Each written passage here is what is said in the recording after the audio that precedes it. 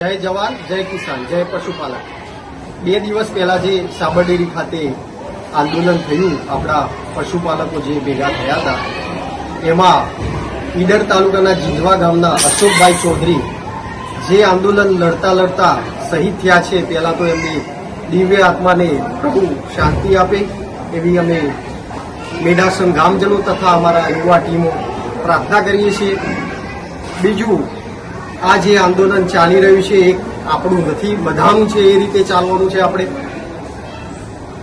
પરંતુ આપણી જે પશુપાલકોની માંગ છે, જે સારો નફો મળે આપણને, જે દર સાલ મળે છે એના કરતાં આ સાલ ઓછો આપ્યો છે, તો આપણને પહેલો તો સારો નફો મળે।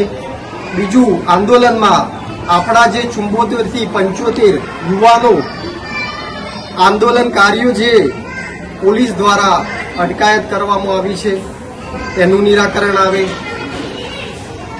પશુપાલકના હિતમાં નિર્ણય થાય એવી આશા રાખીએ છીએ।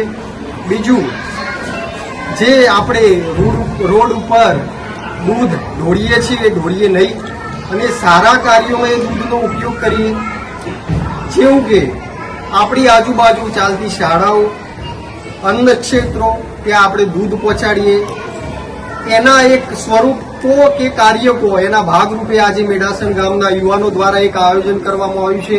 આજે 500 લીટર દૂધ આજુબાજુની 6 શાળામાં દૂધ ભાગ બનાવી અને વિતરણ કરવાનું આયોજન કરવામાં આવ્યું છે અને આ લડતના ભાગ સ્વરૂપે આજે સાંજે બી લગભગ 500 થી 600 લીટર દૂધ આજુબાજુના અન્ન ક્ષેત્રમાં પહોંચાડવાનું જે સલાહકાર કહો તોય અને સારું કાર્ય તો કહો તોય આ મેડાસન ગામના યુવાનો દ્વારા જે કરવામાં આવ્યું છે એ બિરદાવવા જેવું છે।